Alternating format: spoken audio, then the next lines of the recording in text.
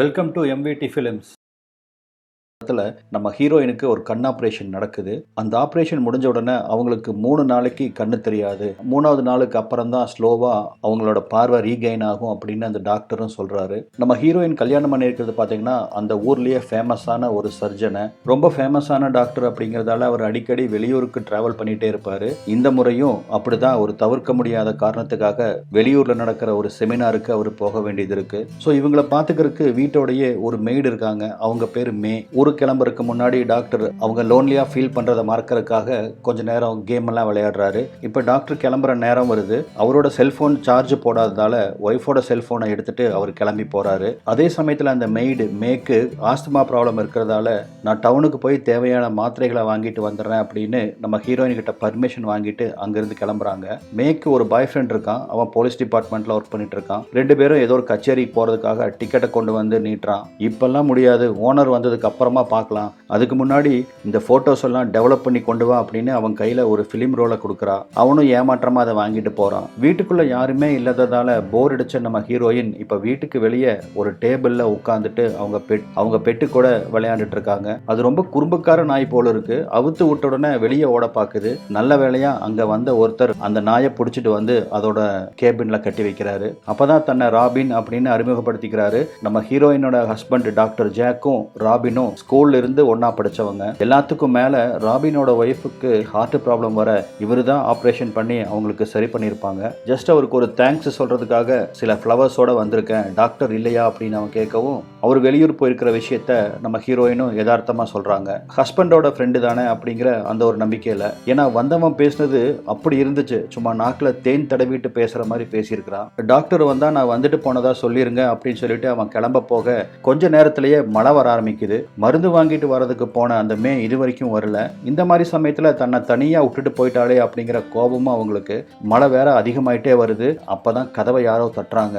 மே தான் வந்துட்டா அப்படின்னு நினைச்சிட்டு போய் கதவை திறந்தா ராபின் தான் அங்க நிக்கிறான். சாரி மேடம், டாக்ஸிக்காக ரொம்ப நேரமா வெளியே வெயிட் பண்ணி பார்த்தேன், மழைங்கிறனால எந்த டாக்ஸியும் கிடைக்கல அப்படின்னு ரொம்ப பரிதாபமா சொல்லவும் சரி உள்ள வாங்கன்னு கூப்பிட்டு ட்ரெஸ் எல்லாம் நனைஞ்சிட்டதால தன் ஹஸ்பண்டோட ட்ரெஸ்ஸை எடுத்து யூஸ் பண்ணிக்க சொல்றான். இவனும் அதன்படி டாக்டர் ஜாக்கோட ட்ரெஸ் எல்லாம் எடுத்து போட்டுட்டு இப்போ அவங்க பெட்ரூம்ல ஒரு வாழைப்பழத்தை தின்னுட்டு அவங்க பெட்டு மேல ஏறி ராஜா மாதிரி குதிக்க ஆரம்பிக்கிறான். இந்த இடத்துல இருந்து தான் பாத்தீங்கன்னா அவனோட ஆக்டிவிட்டிஸே பயங்கரமா சேஞ்ச் ஆக ஆரம்பிக்குது.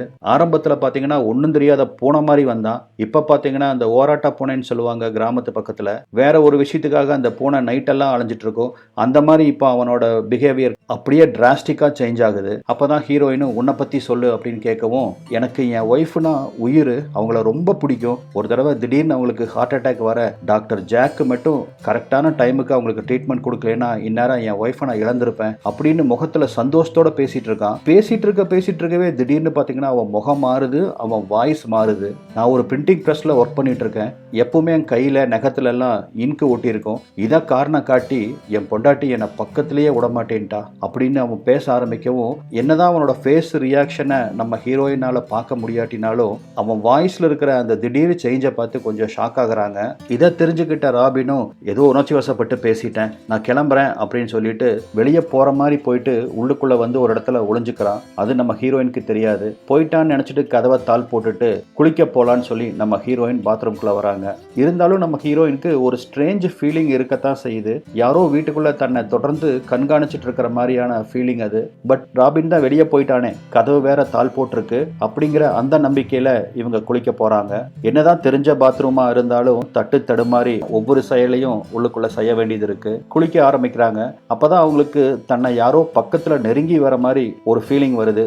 பாத் டப்புக்குள்ள கீழே விழுந்த சோப்பை கஷ்டப்பட்டு குனிஞ்சு எடுக்க ஆரம்பிக்கிறாங்க. அப்பதான் அங்க 2 கால்கள் நின்றுட்டு இருக்கிறத நம்மளுக்கு காமிக்கிறாங்க. அந்த ராபின் எங்கேயும் போகாம பாத் டப்ல குளிச்சுட்டு இருக்க ஹீரோயினையே வெறிச்சு பார்த்துட்டு இருக்கான். இப்பதான் அவன் முழுசா ஒரு சைக்கோவா மாறி இருக்கான் போல இருக்கு. குளிச்சுட்டு இருக்கிற ஹீரோயினுக்கு பின்னாடி நின்றுட்டு கைகளாலேயே ஏதோ தப்பா சைகையெல்லாம் பண்ணிட்டு இருக்கான். கண்டிப்பா இவன் ஒரு சைக்கோ தான் அப்படின்னு ப்ரூவ் பண்றதுக்கு இதை விட வேற ஒரு பெஸ்ட் எக்ஸாம்பிள் எதுவும் கிடையாது. ஆனா இந்த சைக்கோனால அவனோட இன்டென்ஷனை தடுக்க முடியல. திருப்பியும் வாய் நிறைய தண்ணி வச்சுட்டு ஹீரோயின் மேல துப்பவும் இப்ப அவங்களுக்கு யாரோ இருக்காங்கன்னு தெரிஞ்சிருச்சு. பயந்து போன ஹீரோயின் கையை அங்கேயும் அசைக்கிறாங்க. ஒரு வழியா அவங்க கிட்ட சிக்காம அங்கிருந்து இவன் எஸ்கேப் ஆகிறான். ஆரம்பிக்கிறான். அடிச்சு பிடிச்சி ட்ரெஸ் எடுத்து மாட்டிட்டு கையில் இருக்க ஸ்டிக்கை எதுக்கால யாராவது இருந்தாங்கன்னா அடிக்கிற மாதிரியே ஹீரோயின் ஹாலுக்கு வர, சத்தம் வராம கதவை திறந்துட்டு ஓடுன இந்த சைக்கோ அடுத்த நிமிஷம் வீட்டுக்குள்ள பாஞ்சு ஓடி வரான். தள்ளுங்க மேடம், இந்த வீட்டுக்குள்ள எவனோ பூந்திருக்கான், நான் அவனை அடிச்சு துரத்துறேன் அப்படிங்கிற மாதிரி வீட்டுக்குள்ள யாரோ இருக்கிற மாதிரியும் அவனை அடிச்சு இவன் துரத்துற மாதிரியும் ஏகப்பட்ட ஆக்டிங் அங்க போட்டுட்டு இருக்கான். பர்ஃபார்மன்ஸ்னாலும் அப்படி ஒரு நம்பர் மாதிரியான பர்ஃபார்மன்ஸ் அவன் போடுறான். அவனை துரத்தி அடிச்சிட்டேன் மேடம், நீங்க ரிலாக்ஸா இருங்க அப்படின்னு சொல்லிட்டு ஹீரோயினுக்கு ஃப்ரிட்ஜில் இருந்து பால் எடுத்து கொடுக்குறான். அப்படி கொடுக்கும்போது அதுல சில ஸ்லீப்பிங் டேப்லெட்ஸையும் மறக்காம போட்டு ஹீரோயினுக்கு கொடுக்க ஹீரோயினும் அதை குடிச்சிடுறாங்க. நான் அவன் வராம பாத்துக்கிறேன், நீங்க கதவை தாள் போட்டுட்டு நிம்மதியா தூங்குங்க அப்படின்னு சொல்லிட்டு வெளியே போற மாதிரி ஆக்ட் விட்டுட்டு போன மாதிரி நைஸா வீட்டுக்குள்ள போய் பதுங்கிக்கிறான். கதவை தாள் போட்ட ஹீரோயினும் மாடியில் இருக்கிற அவங்க பெட்ரூமுக்கு போறாங்க. எதுக்கும் இன்னைக்கு நடந்த இந்த இன்சிடென்ட்டை போலீஸ்க்கு சொல்லிடலாம் அப்படின்னு ஃபோன் எடுத்து போலீஸ்க்கு கால் பண்ண ட்ரை பண்றாங்க. அப்பதான் தெரியுது அந்த ஃபோனோட ஒயர் கட் பண்ணப்பட்டிருக்குன்னு.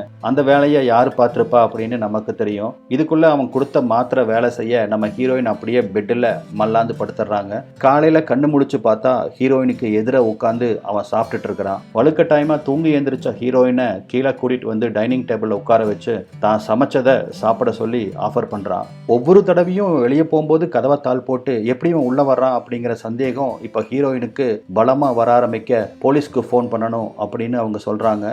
நீங்க ஏன் அந்த ரிஸ்க் எடுத்துக்கிறீங்க, நானே பண்றேன் அப்படின்னு சொல்லிட்டு போனை எடுத்து போலீஸ்க்கு இன்ஃபார்ம் பண்ற மாதிரி நடிக்கிறான். இப்பதான் ஹீரோயினுக்கு எல்லாமே புரியுது. நேத்துல இருந்து இப்ப வரைக்கும் நடந்தது அத்தனையுமே இவனோட டிராமா அப்படின்னு. உடம்பெல்லாம் நடுங்குது, வேர்த்து ஊத்துது. வெளியே போன அந்த மே இன்னைக்கு வரைக்கும் வரல. ஹஸ்பண்ட் வேற வரதுக்கு இன்னும் 2 நாள் ஆகும். இந்த 2 நாள் இவங்கிட்ட இருந்து எப்படி தப்பிச்சு வாழ போறோம் அப்படின்னு நினைச்சு ரொம்ப பயப்பட ஆரம்பிக்கிறாங்க. ஒரு வழியா தைரியத்தை வரவழைச்சிட்டு இப்ப வரைக்கும் இங்க நடந்தது எதுவுமே தனக்கு தெரியாது அப்படிங்கிற மாதிரி ஒரு ஆக்ட போட்டுட்டு நம்ம ஹீரோயினும் ராபின் கிட்ட, ஓகே ராபின் நீங்க கிளம்புங்க, ஜாக் எனி டைம் இப்ப வந்துருவாரு அப்படின்னு சொல்லவும் அவன் ரொம்ப காமா பேச ஆரம்பிக்கிறான். இன்னும் 2 நாள் ஆகும், இவங்களுக்கு ஆபரேஷன் பண்ணனது, ஜாக் ஊருக்கு போனது எல்லாத்தையும் தெரிஞ்சுதான் நான் இங்க வந்திருக்கேன். உங்க மெய்ட கூட உங்க கார் டெக்ல நான் தான் கட்டி போட்டு வாயை கட்டி வச்சிருக்கேன் அப்படின்னு அவன் பாட்டுக்கு கேஷுவலா பேச ஆரம்பிக்க ஹீரோயினுக்கு என்ன பண்றதுனே தெரியல. நடந்து போனா உளுந்துருவான்னு சொல்லிட்டு வீடெல்லாம் முடிஞ்ச வரைக்கும் தவழ்ந்து போற ஆரம்பிக்கிறாங்க. பாத்ரூம்ல இவங்களை நியூடா பார்த்த அந்த எஃபெக்ட் இன்னும் அவன் மனசை விட்டு போகல. ஹீரோயினை கீழே தள்ளி அவங்கள பலாத்காரம் பண்ண ஆரம்பிக்கிறான். கைக்கு கிடைச்ச ஸ்டிக் எடுத்து அவனை அடிக்க பாக்குறாங்க. ஆனா அவன் பலத்துக்கு முன்னாடி அவங்கனால ஒன்றும் பண்ண முடியல. தன்னை அடிக்க ட்ரை பண்ணதுக்காக அவங்க புடனி பிடிச்சி கடிச்சு வைக்கிறான் அந்த சைக்கோ. வலி தாங்க முடியாம ஹீரோயினும் கத்துறாங்க.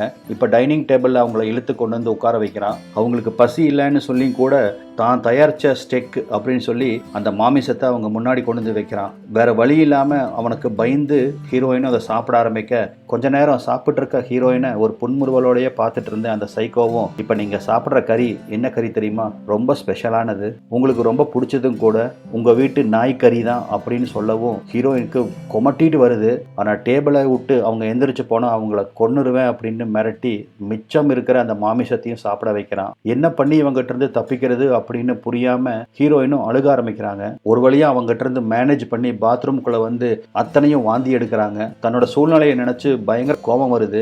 பாத்ரூம்ல இருக்கிற பொருளை எல்லாம் அடிச்சு உடைக்கிறாங்க. முடிஞ்ச வரைக்கும் எந்த அளவுக்கு பாத்ரூம்குள்ள அழுக முடியுமோ அந்த அளவுக்கு அழுது தீர்த்துட்டு காமானதுக்கு அப்புறமா நம்ம ஹீரோயின் அப்படியே ரூமுக்கு வராங்க. ஹீரோயினை மசாஜ் பண்ணி விட சொல்லி அவன் கேட்கவும் வேற வழி இல்லாத ஹீரோயினும் அவனுக்கு மசாஜ் பண்ண ஆரம்பிக்கிறாங்க. இப்ப திரும்பவும் ரொம்ப நார்மலான மனுஷன் மாதிரி அவன் பேச ஆரம்பிக்கிறான். தன்னோட ஒய்ஃப் தன்னை எதுக்காக தொட வேண்டான்னு சொன்னா தெரியுமா, என்னோட கையில் இருக்கிற இன்க்குக்காக இல்ல, அவ வாழ்க்கையில் இருக்கிற வேற ஒரு ஆளுக்காக, அதனாலதான் தன்னை அவ பக்கத்திலேயே விடல அப்படின்னு திருப்பியும் கோவப்பட ஆரம்பிக்கிறான். இந்த ஒரு சின்ன கேப் நம்ம ஹீரோயினுக்கு ஒரு புது ஐடியா யோசிக்கிறதுக்கு டைம் கொடுக்குது. அதன்படி திடீர்னு தொண்டையை பிடிச்சிட்டு மூச்சு விட முடியாத மாதிரி நடிக்க ஆரம்பிக்கிறாங்க. என்ன ஏதுன்னு பதறி போய் கேட்ட அந்த சைக்கோ கிட்ட தனக்கு ஆஸ்துமா இருக்கிறதாகவும் அந்த மாத்திரை வாங்குறதுக்கு தான் மே வெளியே போனா, எனக்கு இப்ப அந்த இன்ஹேலர் இல்லைன்னா நான் உடனடியா செத்துருவேன் அப்படின்னு இவங்க நடிக்க ஆரம்பிக்க, இதை நம்பின அந்த சைக்கோ அவ்வளவு சீக்கிரத்துல உன்னை சாக விட மாட்டேன் அப்படின்னு சொல்லிட்டு அங்க சொல்லிட்டு கராஜுக்கு வந்து அந்த மெய்டோட பர்ஸை திறந்து பார்க்கறான். அதுக்குள்ள மருந்து இல்ல. உடனடியா ஹீரோயினை ஒரு ரூமுக்குள்ள போட்டு தாள் போட்டுட்டு கார் எடுத்துட்டு மருந்து வாங்குறதுக்காக கிளம்புறான். இவன் போற சமயத்துல பாத்தீங்கன்னா ஹீரோயினோட ட்ரெஸ் அந்த கதவுல சிக்கி இருக்கும். நல்ல வேளையா ட்ரெஸ் சிக்கி இருக்கிறதால அந்த கதவு லாக் ஆயிருக்காது. இதை பயன்படுத்திக்கிட்ட ஹீரோயின் கதவை திறந்துட்டு வீட்டோட சாவி இருக்கிற இருக்கிற அந்த பேகை எப்படியோ கண்டுபிடிச்சு எடுக்கிறா. ஆனா பாத்தீங்கன்னா இந்த நாதாரி அத்தனை சாவியும் உடைச்சு வச்சிருக்கிறான். தன்னோட இயனாமையை நினைச்சு சோஃபால உட்காந்துட்டு கதறி அழுகுறாங்க. அப்பதான் சோஃபா பக்கத்துல அவங்க செல்போன் இருக்கிறத பாக்குறாங்க. ஆனா இந்த செல்போன்ல சார்ஜ் இல்ல அப்படிங்கறதால தான் நம்ம ஹீரோயினோட செல்போனை ஹீரோ எடுத்துட்டு போயிருந்திருப்பாரு. அந்த போன்ல இருந்து பேட்டரியை கழட்டுற நம்ம ஹீரோயினுக்கு இதோட சார்ஜர் யூனிட் அவங்க பெட்ரூம்ல இருக்கிறது ஞாபகத்துக்கு வருது. அப்படியே எடுத்துட்டு மாடி படி ஏற ஆரம்பிக்கிறாங்க. கரெக்டா அந்த சமயத்துல வெளியே மாத்திரை வாங்க போயிருந்த அந்த சைக்கோ வீட்டுக்குள்ள வந்துடுறான். இந்த பதட்டத்துல கால் தவறி மாடியிலிருந்து கீழே விழுகிறாங்க. அவங்க கையில் இருக்கிற அந்த பேட்டரி செதறி போய் விழுகுது. தன்னோட திட்டம் தெரிஞ்சதுன்னா அவ்வளவுதான் அப்படின்னு பயந்துட்டு எப்படியோ தரையெல்லாம் தடவி பார்த்து அந்த பேட்டரியை கண்டுபிடிக்கிறாங்க. இந்த பேட்டரி அவனுக்கு தெரியாம எங்க ஒளிச்சு வைக்கிறதுன்னு தெரியாததால அதை எடுத்து தன்னோட பிரைவேட் பார்ட்டுக்குள்ள ஒளிச்சு வச்சுக்கிறாங்க. வழி வேற ஒரு பக்கம். ஆனா அவங்ககிட்ட இருந்து தப்பிக்கிறதுக்கு ஏதாவது ஒண்ணு பண்ணி ஆகணுமே. மருந்து கொடுத்து நம்ம ஹீரோயினை இப்ப அவங்க பெட்ரூம்ல கொண்டு வந்து கை தாங்களா படுக்க வைக்கிறான். நல்லா தூங்கிட்டு இருந்த நம்ம ஹீரோயினுக்கு திடீர்னு அந்த சைக்கோ கத்துற சத்தம் கேட்டு விருக்குன்னு முழிக்கிறாங்க. பார்த்தா அவங்களுக்கு எதுக்காக அவன் நின்றுட்டு இருக்கான். அந்த பிரிஸ்கிரிப்ஷன்ல மேயோட பேரை வச்சு அவளுக்கு தான் ஆஸ்துமா அப்படிங்கறத அவன் கண்டுபிடிச்சிட்டான். இப்ப பயங்கரமா ஹீரோயினை த்ரெட்டன் பண்ண ஆரம்பிக்கிறான். என் ஒய்ஃபோட லைஃப்ல இன்னொரு ஆள் இருந்தான்னு சொன்னேன் இல்லையா, அது யாருன்னு தெரியுமா அப்படின்னு கேட்டுட்டு இந்த இடத்துல ஒரு ட்விஸ்ட் கொடுப்பான் பாருங்க. ஹீரோயின் சும்மா ஆடி போயிருவாங்க. என் ஒய்ஃபோட லைஃப்ல இருந்த ஆள் வேற யாரும் இல்ல, உன் புருஷன் டாக்டர் ஜாக்கு தான் அப்படின்பா. எப்படியும் என்னோட ஒய்ஃப் எங்கிட்ட திரும்பி வந்துருவான்னு சொல்லி 2 வருஷமா காத்திருந்தேன். ஆனா டாக்டர் ஜாக் அவ எங்கிட்ட திரும்பி வரதுக்கு விடல. திடீர்னு ஒரு நாள் அவ ஹார்ட் அட்டாக்ல இறந்துட்டா. இது இத்தனைக்கும் காரணமே உன்னோட வீட்டுக்காரரான டாக்டர் ஜாக்கு தான். அதுக்கு பழிவாங்கறதுக்காகத்தான் எப்படி என்னோட மனைவியை என்கிட்ட இருந்து பிரிச்சானோ அதே மாதிரி அவனோட மனைவியை அவங்கிட்ட இருந்து பிரிக்கணும் அப்படின்னு தான் இத்தனை வருஷமா பிளான் போட்டுட்டு இந்த நாளுக்காக தான் வெயிட் பண்ணிட்டு இருந்தேன் அப்படின்னு பயங்கர சைக்கோத்தனமா அவன் கத்த ஆரம்பிக்கிறான். இதையெல்லாம் தான் நம்ப போறதில்ல அப்படின்னு சொல்லவும் உன் புருஷன் வரட்டும் அவன் வாயாலேயே சொல்ல வைக்கிறேன் அப்படின்னு சொல்லிட்டு இப்ப வெளியே வந்து அவங்க ஊஞ்சல்ல உட்காந்துட்டு ரொம்ப ரிலாக்ஸா ஒரு சிகரெட் பிடிச்சிட்டு இருக்கான். இந்த சைக்கோ நாதாரி அந்த பக்கமா எங்கேயோ சிகரெட் குடிச்சிட்டு இருக்க இந்த பக்கமா வீட்டுக்குள்ள உண்மையிலேயே ஒரு திருடன் நுழைஞ்சிடறான். முதல்ல அது ராபின் தான் நினைச்சிட்டு நம்ம ஹீரோயின் அவன் அடிக்க பாய அதுக்கப்புறம் தான் அவங்களுக்கு தெரியுது வந்தது உண்மையான வேற ஒரு திருடன் அப்படின்னு சொல்லிட்டு கொஞ்ச நேரம் இவங்களை பார்த்து பயந்து போன அவன் அதுக்கப்புறமா இவங்களுக்கு கண்ணு தெரியாது அப்படிங்கறத அட்வான்டேஜ் எடுத்துட்டு இவங்களை கட்டிலோட கட்டி போடுறான். ஹீரோயினால கத்தவும் முடியாது. ஆனா அவனை வான் பண்றா, ஏற்கனவே இங்க ஒரு சைக்கோ சுத்திட்டு இருக்கான், அவங்கிட்ட சிக்கினா சின்ன பின்னம் ஆயிடுவே, ஓடி போயிரு அப்படின்னு சொல்லவும் தன்னை பயமுறுத்துறதுக்கு தான் ஹீரோயின் இதெல்லாம் சொல்றான் அப்படின்னு தப்பா புரிஞ்சுக்கிட்டு கைக்கு என்னென்ன கிடைக்குமோ எல்லா பொருளையும் திருட ஆரம்பிக்கிறான். கட்டி போட்டிருக்கிற ஹீரோயினை வந்து பார்க்கவும் அவன் மனசுக்குள்ள ஒரு கிளர்ச்சி ஏற்படுது. எத்தனையோ பொருளை திருடிட்டோம், இந்த பொண்ணோட கற்பியும் திருடலாமே அப்படின்னு சொல்லி கட்டி போட்ட ஹீரோயினை பலாத்காரம் பண்ண ஆரம்பிக்கிறான். ஆனா அவங்க வாயாலேயே அவனை கடிக்கவும் வலி தாங்காம எந்திரிக்கிறான். அப்பதான் பின்னாடி ராபின் நிக்கிறது அவனுக்கு தெரியுது. பார்த்து சும்மா மிரண்டு போயிடுறான். ராபின் கிட்ட மாட்டிட்டு உடனே ராபின் என்ன பண்றான், ஒரு கத்திரி எடுத்துட்டு வந்து அவனோட நுண்ணாவை ஒரே கட்டு, அவ்வளவுதான், அப்படியே மயக்கம் போட்டு ஆளு பிளாட் ஆயிடுறான். கரெக்டா இந்த சமயத்துல டோர் பெல் அடிக்கவும் டோரை திறந்தா மேயோட பாய் ஃப்ரெண்டு அந்த போலீஸ்காரன் நின்றுட்டு இருக்கா. கதவை திறந்தது பார்த்து அந்த போலீஸ்காரனும் இதுதான் ஜாக்கா இருக்க முடியும் அப்படின்னு நினைச்சுக்கிறான். ஏன்னா அவன் டாக்டர் ஜாக் இது வரைக்கும் பார்த்ததில்ல. இதை யூஸ் பண்ணிக்கிட்ட இந்த சைக்கோவும் தான் தான் டாக்டர் ஜாக் அப்படின்னு சொல்றான். நானும் என் கேர்ள் ஃப்ரெண்டு இன்னைக்கு ஒரு கான்சர்ட் போறோம், அதுக்கான டிக்கெட் அப்படின்னு கையில காமிக்கிறான். அவன் இங்க இல்லையே, வீட்டுக்கு போயிட்டாளே அப்படின்னு இந்த சைக்கோ சொல்லவும் அவனுக்கு ரொம்ப புதிரா இருக்கு. ஏன்னா அந்த மேடு இந்த வீட்டில் தான் தங்கியிருப்பா. அவ வெளியே போகணும்னா அவளை இந்த போலீஸ்காரன் தான் கூட்டிட்டு போவான். சரி குடிக்கிறதுக்கு ஏதாவது கிடைக்குமா அப்படின்னு கேட்கவும் வேற வழி இல்லாத சைக்கோவும் அவன் குடிக்கிறதுக்கு எடுத்துட்டு வர்றதுக்காக கிச்சனுக்குள்ள போறான். லைட்டா சந்தேகம் இருந்த அந்த போலீஸ்காரன் இந்த சமயத்தை பயன்படுத்தி ஒவ்வொரு ரூமா போய் செக் பண்ண ஆரம்பிக்கிறான். மேலே இப்போ அவங்க பெட்ரூமை வந்து ஓப்பன் பண்ணி பார்த்தா பெட்ஷீட் மூடி யாரோ தூங்கிட்டு இருக்கிறது தெரியவும் அதுக்குள்ள அந்த சைக்கோவும் அங்க வந்துடுறான். என் ஒய்ஃப் தூங்கிட்டு இருக்கா, டிஸ்டர்ப் பண்ணாதீங்க, வெளியே வாங்க அப்படின்னு சொல்லி கீழே கூட்டிட்டு வந்துடுறான். ஆக்சுவலா அங்க தூங்கிட்டு இருந்தது அந்த திருடன். போறதுக்கு மனசு இல்லாம சரி நான் கிளம்புறேன் அப்படின்னு சொல்லிட்டு அந்த போலீஸ்காரனும் வெளியே போறான். கரெக்டா அந்த சமயத்துல ஒரு கிளாஸ் செட்டுக்குள்ள நம்ம ஹீரோயினை கைய காலை கட்டி போட்டு வாயை கட்டி போட்டு இந்த சைக்கோ அடைச்சு வச்சிருக்கான். அதுல இருந்து எப்படியோ கஷ்டப்பட்டு உருண்டு அவ வெளியே வரா. அவனால கத்தவும் முடியல. எப்படியோ மாடிப்பள்ளியில இருந்து நக்கரிச்சுட்டே கீழே வரா. கிச்சன் பக்கத்துல வரவும் ஒரு கத்தி கிடைக்குது. அந்த கத்தியை எடுத்து தன்னோட கை கட்டையெல்லாம் அவுத்துட்டு பின்பக்க டோர் வழியா வெளியே வரா. ஆனா அதுக்குள்ள கூப்பிட்டாலும் காது கேட்காத அளவுக்கு அந்த போலீஸ்காரன் ஆல்ரெடி போயிருப்பான். இப்பதான் நம்ம ஹீரோயினுக்கு லைட்டா அங்க இருக்க லைட் எல்லாம் அப்படியே தெரிய ஆரம்பிக்குது. முழுசா இன்னும் பார்வை வரல, ஒரு மங்கலான பார்வை அவங்களுக்கு இப்ப வர ஆரம்பிச்சிருக்கு. ஒரு கார் அங்க வர்றது அவங்களுக்கு லேசா தெரிய ஆரம்பிக்குது. உடனே அந்த காரை நிறுத்தி தன்னை காப்பாத்தும்படி கத்துறாங்க. அந்த காருக்குள்ள ஏறும்போது கார் டிரைவரோட கையை தடவி பாக்குறாங்க. அது ஒரு லேடியோட கை போல இருக்கு. இப்ப நிம்மதியான ஹீரோயின் காருக்குள்ள உட்கார்றாங்க. ஆனா பாத்தீங்கன்னா அந்த கார்ல வந்தது நம்ம சைக்கோ தான். நம்ம ஹீரோயின் தடவி பார்த்த கை யாரோடதுன்னு பார்த்தீங்கன்னா இறந்து போன அந்த மேவோட கை. இந்த சைக்கோ தான் இந்த மாதிரி ஒரு ட்ரிக் பண்ணியிருக்கான். இப்போ திருப்பியும் அவங்க வாயில பிளாஸ்டரி அடைச்சு வீட்டுக்குள்ள கொண்டு வந்து அடைச்சு வைக்கிறான். தப்பிச்சு போறதுக்கு ட்ரை பண்ணதுக்கு தண்டனை கொடுக்குற விதமா ஹீரோயினை சோஃபால படுக்க வச்சு அவங்கள பலாத்காரம் பண்ண ஆரம்பிக்கிறான். மே எங்க போயிருப்பான்னு யோசிச்சுட்டே கார்ல போயிட்டு இருந்த அந்த போலீஸ்காரனுக்கு அப்பதான் அவன் நேற்று கொடுத்திருந்த அந்த பிலிம் ரோல் ஞாபகத்துக்கு வருது. அதை கொடுக்கறதுக்காகத்தான் வீட்டுக்கு வந்திருப்பான், ஆனா மறந்துருப்பான். அந்த பிலிம் ரோலை எடுத்து பார்க்கும்போது தான் அவனுக்கு தெரியுது ஜாக்கோட ஃபேஸ் வேற மாதிரி இருக்கு. இந்த போலீஸ்காரன் வீட்டுக்கு வரும்போது அங்க ஒரு போட்டோவை பார்ப்பான். அந்த போட்டோல பாத்தீங்கன்னா நம்ம ஹீரோயினும் இந்த சைக்கோவும் ஹஸ்பண்ட் ஒய்ஃபா போட்டோ எடுத்த மாதிரி இருக்கும். ஆனா அவங்க கிட்ட இருந்த ஒரு போட்டோவை வச்சு ஒரு சின்ன ட்ரிக் பண்ணிருப்பான் இந்த சைக்கோ.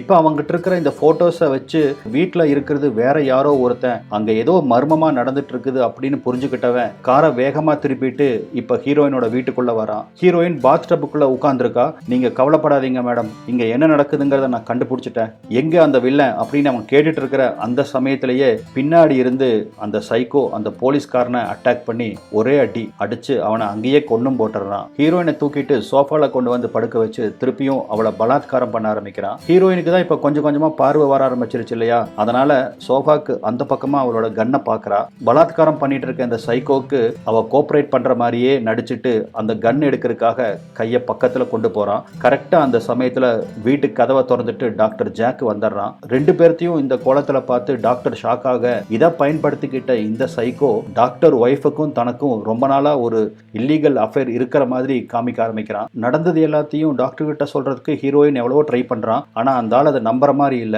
ஒரு பக்கம் அந்த சைக்கோவை கீழே தள்ளி அவனை உதன்னு உதைச்ச டாக்டர் தனக்கு துரோகம் பண்ண மனைவியை பார்த்து பயங்கரமா கத்த ஆரம்பிக்கிறான். எப்படியும் அவங்க கன் இருக்கிறத தெரிஞ்சுக்கிட்ட சைக்கோ இப்ப அந்த கன்னை எடுத்து நம்ம ஹீரோவை சுட ஆரம்பிக்க நல்ல வேளையா குண்டு அவர் காலில் தான் படுது. அடிபட்டு கீழே விழுந்து அவர் வழியில கத்திட்டு இருக்க அவர் மேல ஏறி உட்கார்ந்து இப்ப சராமரியா டாக்டரை தாக்க ஆரம்பிக்கிறான். மங்கலான அந்த வெளிச்சத்துல பக்கத்துல ஒரு தடி இருக்கிறத பார்த்த ஹீரோயின் அதை எடுத்து அந்த சைக்கோவை அடிக்க ஆரம்பிக்கிறான். ஆனா அதுக்கெல்லாம் அவன் அசந்த மாதிரி தெரியல. ஹீரோயினை பிடிச்சி தள்ளி விட்டுட்டு டாக்டரை தொடர்ந்து தாக்க ஆரம்பிக்கிறான். என்ன பண்றதுன்னு தெரியாத ஹீரோயினும் அங்கிருந்த சின்ன சின்ன பாட்டில்ஸ் எல்லாம் ஒரு துணியில கட்டி எடுக்கிறா. என்ன பண்ணலாம்னு வேகமா யோசிக்க ஆரம்பிக்கிறா. கையில் இருந்த சில கண்ணாடி துண்டுகள் எல்லாம் தூக்கி தரையில வீசவும் ஹீரோயினை தேடி ஓடி வந்த அந்த சைக்கோ அதுல கால் வைக்கவும் இந்த சமயத்தை பயன்படுத்தி கேஸை பத்த வைக்கிற அந்த ஸ்ப்ரேவை அவன் மூஞ்சிலேயே ஸ்ப்ரே பண்றான். ஆனா துரதிருஷ்டவசமா அந்த ஸ்ப்ரே ரொம்ப நேரத்துக்கு எரிய ஆரம்பிக்கல, டப்புன்னு நின்று போகுது. இதை பயன்படுத்தி அவன் ஹீரோயினை தாக்க ஆரம்பிக்கிறான். கையில கிடைச்ச ஏதோ பொடியை தூக்கி அவன் மூஞ்சியில எரிய அது அவன் கண்ணில் பட்டு பயங்கரமான எரிச்சல் அவனை கொடுக்குது. அவனால ஹீரோயின் எங்க இருக்கான்னு பார்க்க முடியல.